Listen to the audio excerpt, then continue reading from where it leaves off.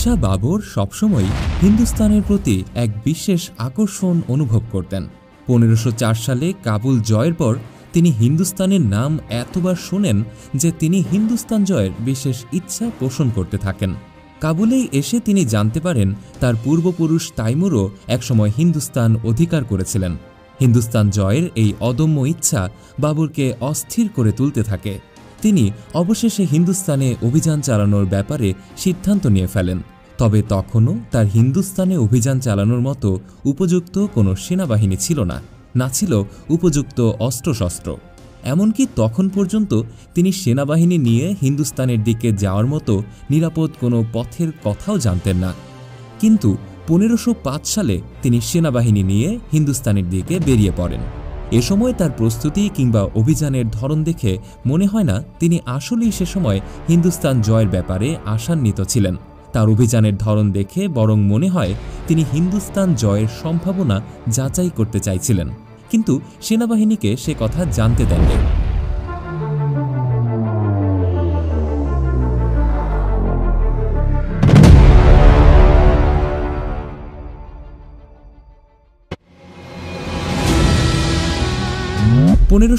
সালে বাদশাহ বাবর সর্বপ্রথম তার হিন্দুস্তান অভিযান পরিচালনা করেন। এ সময় তিনি কাবুল থেকে রওনা দিয়ে বাদাম চাশমা আর জগদলিক হয়ে আদিনাপুরে পৌঁছান। আদিনাপুর থেকে কাবুল আর হিন্দুস্তানের সীমান্ত এলাকা নিঙ্গনহরে পৌঁছান বাবর। এই এলাকায় এসেই তিনি তার জীবনের প্রথম কোনো হিন্দুস্তানি এলাকা দেখেন। তার কাছে হিন্দুস্তান একটি নতুন আর ভিন্ন কোনো পৃথিবীর মতোই মনে হচ্ছিল। তিনি তার আত্মজীবনী বাবরনামাতে লিখেন, লোকেদের রীতিরেওয়াজ আমার কাছে নতুন ছিল। উপজাতিদের যাযাবর শ্রেণীর লোকদের দলগুলোর জীবনযাত্রার ঢং সম্পূর্ণ অন্যরকম ছিল। প্রতি পদে পদে আমাকে বিস্মিত হতে হচ্ছিল। প্রকৃত সত্য তো এই যে এখানকার ভূমি ছিল বিস্ময়কর।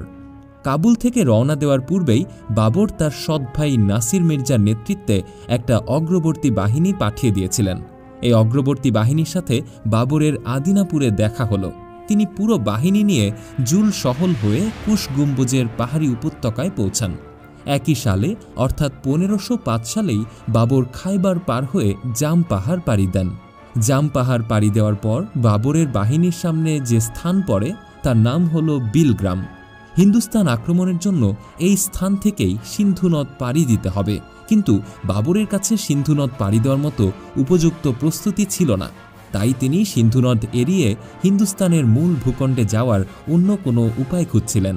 তখন বাবরেরই এক সেনাপতি জানালেন সিন্ধু এড়িয়ে হিন্দুস্তানে যাওয়ার রাস্তা তিনি জানেন। বাবরের এই সেনাপতির নাম ছিল বকি সগানিয়ানি। বকি সগানিয়ানির পথ অনুসরণ করতে হলে বাবরকে কোহাত হয়ে যেতে হবে। বাবর কোহাতে প্রবেশ করতে চাইলে তাকে বাধা দেওয়া হলো। কোহাতের অধিবাসীরা এক্ষেত্রে এক ব্যতিক্রমধর্মী ব্যবস্থা গ্রহণ করেছিল। তারা বাবরের সেনাবাহিনীর অগ্রযাত্রার পথে অসংখ্য গবাদি পশু ছেড়ে দিয়েছিল। বাবরের সেনাবাহিনী এবং কোহাতবাসী দুপক্ষই জানত এই বাধা নিতান্তই মামুলি। সামান্য কিছুক্ষণের মাঝেই বাধাদানকারীদের বন্দী করা হলো। এর পরের ঘটনা বাবরনামা থেকেই জেনে নেওয়া যাক। তাদের সবাইকে একত্রিত করা হলো। তারা প্রাণ ভয়ে কাঁপছিল। আমি আমার প্রতি তাদের বিশ্বাস জন্মানোর জন্য বললাম, আমার পক্ষ থেকে তোমাদের কোনো ক্ষতি করা হবে না। তাদের বিশ্বাস অর্জনের পর তারা আমার অধীনতা স্বীকার করে নিল। আমি তাদের সবাইকে মুক্ত করে দিলাম। কোহাতে বাদশাহ বাবর 2 দিন অবস্থান করেছিলেন। কোহাতবাসী পরবর্তীতে বাবরের প্রতি তাদের বিশ্বস্ততা প্রদর্শন করেছিল, কিন্তু যে কারণে বাবরের কোহাত জয় করা হলো সেই উদ্দেশ্যই পূরণ হলো না। কোহাত থেকে সিন্ধু নদ এড়িয়ে হিন্দুস্তানের মূল ভূখণ্ডে যাওয়ার কোনো রাস্তাই খুঁজে পাওয়া গেল না। পরিস্থিতি বদলে যাওয়ায় বাবর তার সেনাপতিদের সাথে আলোচনায় বসলেন পরবর্তীতে কি করণীয় তা নির্ধারণ করতে। আলোচনা সভায় বঙ্গাস আফগান নয়তো বন্য আক্রমণের প্রস্তাব উঠল। এসব অঞ্চল তখনও বাবরের আনুগত্য স্বীকার করেনি। বাবর ইয়ার হুসেইনের নেতৃত্বে একটি সেনাবাহিনীকে সিন্ধু এড়িয়ে হিন্দুস্তানে যাওয়ার নিরাপদ রাস্তা খোঁজার দায়িত্ব দিয়ে মূল সেনাবাহিনী নিয়ে বঙ্গাসের দিকে অগ্রযাত্রা করলেন। বাবর কোহাত আর হঙ্গুর পাহাড়ি উপত্যকার উঁচু পাহাড় ঘেরা রাস্তা দিয়ে বঙ্গাসের দিকে চলতে লাগলেন। পথে স্থানীয় আফগানরা বাবরের চলাচলের রাস্তায় বাধা সৃষ্টি করতে চাইলে খুব সহজেই তাদের দমন করা হয়। তবে কিছু উদ্ধত স্থানীয় উপজাতির লোকেরা হিংস্র হয়ে বাবরের সেনাবাহিনীকে আক্রমণ করলে এখানে কিছু আফগানদের হত্যা করা হয়। এরপরই সব শান্ত হয়ে যায়। তবে আফগানরা বাবরের প্রতি এমনভাবে আনুগত্য স্বীকার করল যার জন্য তিনি নিজেও প্রস্তুত ছিলেন না। চলুন বাবরের জবানিতেই জেনে নেওয়া যাক। তারপর এক বিস্ময়কর দৃশ্য সামনে এলো। এই দৃশ্য বিস্ময়কর হওয়ার সাথে সাথে কৌতূহলজনকও ছিল। তা ছিল সমস্ত আফগানের দল পঙ্গপালের মতো মাটিতে শুয়ে পড়ল। তারা তাদের মুখ ঘাসের সাথে রগড়াচ্ছিল এবং কিছু ঘাস দাঁত দিয়ে কেটে কেটে খাচ্ছিল। বাবর এই এলাকায় তার পথপ্রদর্শক মালিক বুদাসকে তাদের এমন কাজ করার কারণ জানতে চাইলে মালি বুদাস উত্তর দেন, এটাই আফগান উপজাতিদের ঐতিহ্যবাহী রীতি। তারা যদি কারো বিরোধিতা ত্যাগের ব্যাপারে একমত হয় তখন এভাবেই মুখ দিয়ে ঘাস কেটে খেয়ে আত্মসমর্পণ ও আনুগত্যের ঘোষণা দেয়। এর প্রতীকী অর্থ হল তারা আজ থেকে আপনার গরু, আপনি তাদের সাথে যেমন ইচ্ছা তেমনই আচরণ করতে পারবেন। বাবর আফগান উপজাতির লোকেদের এমন রীতি দেখে বেশ অবাক হয়েছিলেন। এরপর মালিক বুদাসের পরামর্শে নিহত আফগানদের কাটা মাথা দিয়ে ছোট একটা স্তম্ভ তৈরি করা হয়। পাহাড়ি রীতিনীতির সাথে অভ্যস্ত মালিক বুদাস জানতেন এর ফলে বাবরের এই স্থান ত্যাগের পরেও তারা বাবরের অনুগত হয়ে থাকবে। বাবর দ্রুতই এই এলাকা ত্যাগ করে সামনে এগোতে চাচ্ছিলেন, কিন্তু স্থানীয় আফগানদের প্রতিরোধের কারণে তা অসম্ভব হয়ে উঠছিল। বাবর মনে প্রাণেই চাইছিলেন কোনো প্রকার রক্তপাত এড়িয়ে সামনে এগিয়ে যেতে, কিন্তু স্থানীয় প্রতিরোধের কারণে তা সম্ভব হচ্ছিল না। বাবরের হঙ্গু যাওয়ার পথে বাবরের সেনাবাহিনীকে বাধা দিতে যেয়ে আরও 150 থেকে 200 স্থানীয় আফগান সৈনিক নিহত হল। তাদের কাটা মাথা দিয়ে এখানেও একটা ছোট স্তূপ তৈরি করা হয়। এর পরপরই বিদ্রোহীরা বাবরের আনুগত্য স্বীকার করে। হঙ্গুতে পৌঁছে বাবর এক রাত সেখানে অবস্থান করেন। এরপর তিনি থাই হয়ে বঙ্গাসের দিকে এগুতে লাগলেন। বাবরের সেনাবাহিনীর চলাচলের রাস্তা মোটেও মসৃণ ছিল না। যাত্রাপথের প্রায় পুরোটা সময়ই এবড়োথেবড়ো পাহাড় আর উপত্যকা পাড়ি দিতে হয়েছিল তাকে। বাবরের বাহিনী বন্নুর পাহাড়ি এলাকা পাড়ি দেওয়ার সময় আবারও স্থানীয় বিদ্রোহীর মুখোমুখি হন। তাদের দমন করতে বাবর জাহাঙ্গীর মির্জার নেতৃত্বে একটা বাহিনীর সামনে পাঠিয়ে দেন। বিদ্রোহীরা খুব সহজেই ঠান্ডা হয়ে যায়। এখানেও ছিন্ন মস্তকের একটা স্তূপ তৈরি করা হয়। ছিন্ন মস্তকের স্তূপের কথা শুনে একটু নির্মম মনে হলেও সেই প্রেক্ষাপটে আর কিছুই করার ছিল না। পাহাড়ি উপজাতিদের দুর্ধর্ষ যোদ্ধারা শুধুমাত্র এভাবেই ঠান্ডা হতো তখন। বাবর বন্নুর এলাকা ত্যাগ করে যখন আবারও সামনে অগ্রযাত্রা শুরু করলেন তখন তার সাথে একটি হিন্দুস্তান থেকে আগত আফগান ব্যবসায়ীর দলের সাথে দেখা হলো। এই কাফেলার সর্দার খাজা খিজির সুহন্দ বাদশাহ বাবরের পূর্ব পরিচিত ছিলেন। বাবর তার কাছে সিন্ধু এড়িয়ে হিন্দুস্তান যাওয়ার পথ জানতে চাইলে তিনি জবাব দেন এই সময় তা সম্ভব না। বাবরনামার বর্ণনানুসারে তার হিন্দুস্তান যাত্রার বিবরণ থেকে যে তথ্য আমি জানলাম তা হলো তিনি সঠিক সময় হিন্দুস্তান থেকে ফিরে এসেছেন এবং আমি ভুল মৌসুমে সে পথে যাত্রা করেছি। তার দেওয়া তথ্যানুসারে নদী না পেরিয়ে এখন হিন্দুস্তানে যাওয়া অসম্ভব। তিনি যখন এসেছিলেন তখন নদী শুকনো ছিল, আর আমি যখন যাব তখন আমাকে বিক্ষুব্ধ নদী পাড়ি দিতে হবে। খাজা সুহন্দের তথ্য যাচাইয়ের পর বাবর বুঝতে পারলেন এবারের মতো তাকে হিন্দুস্তান অভিযানের পরিকল্পনা ত্যাগ করতে হবে। তিনি কাবুল ফিরে যাওয়ার সিদ্ধান্ত নিলেন। বাবরের কাবুলে ফিরে আসার পর বেশ কিছু ঘটনা ঘটল। বাবর তার কাছে পরাজিত সেই বিদ্রোহী পাহাড়ি উপজাতি সর্দারদের উচ্চ মর্যাদা প্রদান করে তাদের সেনাবাহিনীতে অন্তর্ভুক্ত করে নিলেন। এতে তাদের আবারও বিদ্রোহ করার কোনো ন্যূনতম সুযোগও তিনি আর রাখলেন না। 1506 সালের জুন মাসের দিকে বাবর হেরাতের শাসক বাইকারা বংশের হুসাইন মির্জার সাথে একটি চুক্তি করে একত্রে উজবেক শাসক সাইবানি খানের উপর আক্রমণ চালানোর জন্য কাবুল ত্যাগ করেন। কিন্তু কাবুল ত্যাগের কয়েকদিন পরেই তিনি হুসাইন মির্জার মৃত্যু সংবাদ শুনতে পান। হুসাইন মির্জার মৃত্যুর পর তার 2 পুত্র যৌথভাবে পিতার সিংহাসনের উত্তরাধিকারী হন, কিন্তু তারা তাদের পিতার মতো যোগ্যতা সম্পন্ন ছিলেন না। কাজেই বাবরের সাইবানি খানের উপর আক্রমণ চালানোর ইচ্ছাও পরিপূর্ণ হল না। তিনি কাবুল ফিরে আসেন। এর কিছুদিন পরেই হেরাতে সাইবানি খান আক্রমণ চালান। এই আক্রমণে হুসাইন মির্জার 2 পুত্রই মৃত্যুবরণ করেন। 1507 সালের সেপ্টেম্বর মাস। এই সময় বাবর আবারও হিন্দুস্তানের দিকে নিজের মনোযোগ দেন। তিনি কাবুল থেকে সড়ক পথে সুরখ রবাত হয়ে কুরসাল এলাকায় গিয়ে পৌঁছান।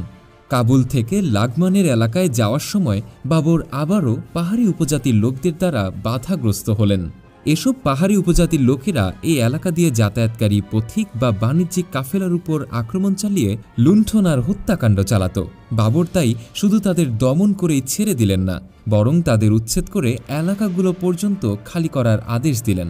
তাদের উচ্ছেদের পর তারা যেন পুনরায় সেখানে ফিরে আসতে না পারে, সে কারণে তিনি কয়েকদিন এই এলাকায় অবস্থান করলেন। লাগমানের এলাকায় বাবরের কাজের সমাপ্তির পর তিনি মিল কাফির এলাকায় এসে পৌঁছানোর পর বাবর কাবুল থেকে তার গুপ্তচরদের মাধ্যমে কিছু খবর পান। বাবরের কাবুলে অনুপস্থিতির সুযোগে সাইবানি খান সেখানে অস্থিরতা তৈরির চেষ্টা করছিলেন। বাবর তাই আর দেরি না করে দ্বিতীয়বারের মতো হিন্দুস্তান অভিযানের পরিকল্পনা বাতিল করে কাবুলে ফিরে যাওয়ার সিদ্ধান্ত নেন। তিনি পাশাগড়ের মোল্লা বাবার নেতৃত্বে সেনাবাহিনীর বড় একটা অংশকে কাবুলে পাঠিয়ে দেন আর নিজের সাথে থাকা সেনাবাহিনীর অপর অংশ নিয়ে মন্দখার, শেলাব আর অতার এলাকার দিকে রওনা দেন।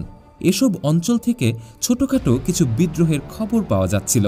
কাবুলে যদি সত্যিই সমস্যা জট পাকাতে থাকে তাহলে সব দিক থেকেই বাবরকে নিরাপদ অবস্থানে যেতে হবে। তিনি পেছনে কোনো বিদ্রোহের সম্ভাবনা রেখে যেতে চান না। 1509 সালের ডিসেম্বর মাস বাবর মির্জা খান বেগের নিকট থেকে একটি পত্র পেলেন। তাতে স্পষ্ট করে লেখা ছিল, পারস্যের শাহ ইসমাইলের নিকট যুদ্ধে পরাজিত হয়ে বাবরের চিরশত্রু সাইবানি খান মারা গিয়েছেন। এই পত্রের আগেও বাবরের কাছে আরেকটি পত্র এসেছিল। তাতে লেখা ছিল, পরাজয়ের পর সাইবানি খানের মাথা শাহ ইসমাইল ধর থেকে আলাদা করে ফেলেছে। সাইবানি খানের মৃত্যুতে বাবর খুশি হয়েছিলেন নিশ্চয়ই, কিন্তু সেই সাথে তিনি কিছুটা হতাশও হয়েছিলেন।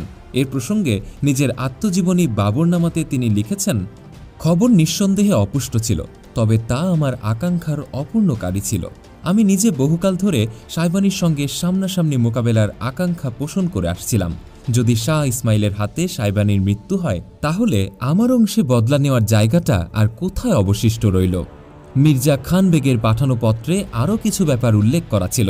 বাবরনামা থেকে সরাসরি তা উল্লেখ করা যাক। উজবেকদের মধ্যে ছোটাছুটি শুরু হয়ে গেছে। তারা সবাই আমু এলাকা সম্পূর্ণভাবে ত্যাগ করে চলে গেছে। আমুর, তা সে উজবেক নেতা হোক কিংবা সাধারণ মানুষ হোক, তারা আমুর সাথে সাথে কুন্দুজ ছেড়েও পালিয়ে যাচ্ছে। প্রায় 20,000 সৈন্য মরগুয়া থেকে কুন্দুজ এলাকা পর্যন্ত উজবেক শূন্য করে তুলছে। মির্জা খান বেগের পরবর্তী পত্রটি ছিল আরও চমকপ্রদ। পারস্যের শাহ ইসমাইল বাবরকে তার সাথে দেখা করার আমন্ত্রণ জানিয়েছেন। শাহ ইসমাইল আরও জানিয়েছেন তিনি বাবরকে নিজের পূর্বপুরুষের ভূমি পুনরুদ্ধার করার জন্য সামরিক সহযোগিতা প্রদান করবেন। বাবর এবার দ্রুতই কুন্দুজ পৌঁছে যান। কুন্দুজ পৌঁছে তিনি তার চাচা মাহমুদ মির্জার পরাজয়ের খবর পান। মাহমুদ মির্জা খোরাসানে আত্মগোপন করেছিলেন তখন। শাহ ইসমাইলের সাথে লড়াইয়ের পূর্বে কোনো এক যুদ্ধে সাইবানি খান তাকে অকশায় পরাজিত করেছিল। এই সময় বাবর তার বেশ কিছু সৈন্যের খবর পান যারা বিভিন্ন যুদ্ধে সাইবানি খানের হাতে বন্দী হয়েছিল। সাইবানির মৃত্যুর পর এসব যোদ্ধারা মুক্তি লাভ করেন। সংখ্যার দিক দিয়ে তারা প্রায় 20,000 জন। বাবর প্রায় 5,000 যোদ্ধা নিয়ে কুন্দুজ এলাকায় গিয়েছিলেন। এই 20,000 যোদ্ধা তার বাহিনীতে পুনরায় যোগ দেওয়ায় কুন্দুজে বাবরের সৈন্য সংখ্যা 25,000-এ গিয়ে দাঁড়ায়। বাবর দ্রুতই কুন্দুজ অতিক্রম করে হিসারে পৌঁছানোর জন্য যাত্রা করলেন। এই এলাকা তখনও উজবেক সুলতান মেহেদি এবং হামজার অধীনে ছিল। বাবরের হিসার যাত্রার খবর শুনে তারা যা বোঝার বুঝে নিলেন। তারা হিসার থেকে বাইরে এসে বাবরের আনুগত্য স্বীকার করে নিলেন। হিসার দখলের কিছুদিন পরেই বাবর বুখারাও দখল করে নেন। পারস্যের শাহ ইসমাইল বাবরকে সামরিক সহায়তার কথা বলেছিলেন, তবে সেটা অবশ্য শুধু মুখের কথাই না। তিনি আক্ষরিক অর্থেই বাবরকে সামরিক সাহায্য দিয়েছিলেন। এই সাহায্য যে তিনি বাবরের প্রতি ভালোবাসার কারণে বিনা স্বার্থে দিয়েছেন তা কিন্তু নয়। আসলে সেই সময় শিয়া মতাবলম্বী পারস্যের সাথে উসমানী খিলাফতের অবিরাম যুদ্ধ চলছিল। যুদ্ধে শিয়াদের অবস্থান ক্রমেই খারাপের দিকে যাচ্ছিল। তাই শিয়া শাহ ইসমাইল চাচ্ছিলেন মধ্য এশিয়ায় তার স্থায়ী একজন মিত্র তৈরি করে নিতে, যাতে বিপদের সময় তিনি তার সহযোগিতা পেতে পারেন। অন্তত এই অবস্থার উদ্ভব যেন না হয় যে উসমানী খলিফা নিজেই বাবরের সাথে সম্পর্ক নয়ন করে ফেলেন। এতে পারস্য দুদিক থেকেই চাপে পড়ে যাবে। শাহ ইসমাইল আসলে এক দূরদর্শী চাল দিয়েছিলেন। বাবর হয়তো শাহ ইসমাইলের পরিকল্পনা বোঝেননি, নয়তো তিনি সমরকন্দের স্বপ্নে আক্ষরিক অর্থেই বিভোর ছিলেন। কারণ 1511 সালে তিনি পারস্যের বাহিনীর সহায়তায় আবারও সমরকন্দের দখল করে নেন। কিন্তু সমরকন্দবাসী এবার আর বাবরকে ভালো চোখে দেখেনি। সমরকন্দবাসী তাদের শত্রুর প্রতিও আনুগত্য স্বীকার করতে পারে, কিন্তু শিয়াদের প্রতি আনুগত্য অসম্ভব। বাদশাহ বাবর অবশ্যই শিয়া মতাবলম্বী ছিলেন না। তিনি ইসলামের বিশুদ্ধ চিন্তাধারায় বিশ্বাসী ছিলেন। কিন্তু যেহেতু তিনি শিয়াদের সহায়তা নিয়েছেন, কাজেই পারস্যের শাহ অবশ্যই শিয়া মত সমরকন্দে প্রতিষ্ঠা করার চেষ্টা করবেন। এই ভয়ে সমরকন্দবাসী বাবরকে প্রত্যাখ্যান করেছিল। সমরকন্দবাসীর এই ভয় অমূলক ছিল না। পারস্যের শাহের সহায়তা নেয়া যে বাবরের জন্য বিরাট এক ভুল ছিল, বাবর তৃতীয়বার সমরকন্দ দখলের 2 বছর পর তা হারে হারে টের পান। 1513 সালের এপ্রিল মে মাসের দিকে উবাইদ খা বা উবাইদুল্লাহ নামক একজন উজবেক নেতার কাছে তাকে পরাজয় বরণ করতে হয়। এই যুদ্ধে বাবরের পরাজয় প্রসঙ্গে খান্দ আমিও উল্লেখ করেছেন, এ যুদ্ধে বাবরের সেনা সংখ্যা ছিল প্রায় 40,000 আর উবাইদ খার বাহিনীতে মাত্র 3,000 সৈন্য ছিল। কিন্তু মুহাম্মদ মজিদ তুরখান এই যুদ্ধে বাবরের সৈন্য সংখ্যা মাত্র 500 জন উল্লেখ করেছেন, আর এই দ্বিতীয় মতটি বেশি গ্রহণযোগ্য। বাবর হয়তো মাত্র 500 সৈন্য নিয়ে একটি বিরচিত জয় অর্জন করে সমরকন্দবাসীদের এটা বলে আশ্বস্ত করতে চেয়েছিলেন যে পারস্যের সহায়তা শুধুমাত্র শহরটিকে দখল করার জন্যই প্রয়োজন ছিল। এখন আর সমরকন্দে পারস্য বাহিনী বা পারস্যের সহায়তার কোনো প্রয়োজন নেই। কিন্তু তিনি সেই সুযোগও পেলেন না। সমরকন্দবাসী তাকে চিরদিনের জন্য প্রত্যাখ্যান করেছে। তারা যুদ্ধে বাবরকে কোনো সহায়তাই করেননি। এই পরাজয়ের পর বাবর বেশ ভালোই বুঝতে পারেন সমরকন্দের দরজা তার জন্য চিরদিনের জন্য বন্ধ হয়ে গেছে। তিনি সমরকন্দ ত্যাগ করে হিসারের দিকে অগ্রযাত্রা করলেন। বাবরের সমরকন্দ ত্যাগের কিছুদিন পরেই সমরকন্দবাসী উজবেকদের আনুগত্য স্বীকার করে। বাবরের আবেগের সাথে জড়িত সমরকন্দ আজও আধুনিক উজবেকিস্তানের একটি অংশ হিসেবে টিকে আছে। হিসার আর কুন্দুজে কিছুদিন অবস্থান করে বাবর অবশেষে 1514 সালের শেষের দিকে কাবুলে ফিরে আসতে সক্ষম হন। 1519 সালের ফেব্রুয়ারির দিকে বাবর আবারও হিন্দুস্তানের দিকে তার সমস্ত মনোযোগ নিবদ্ধ করেন।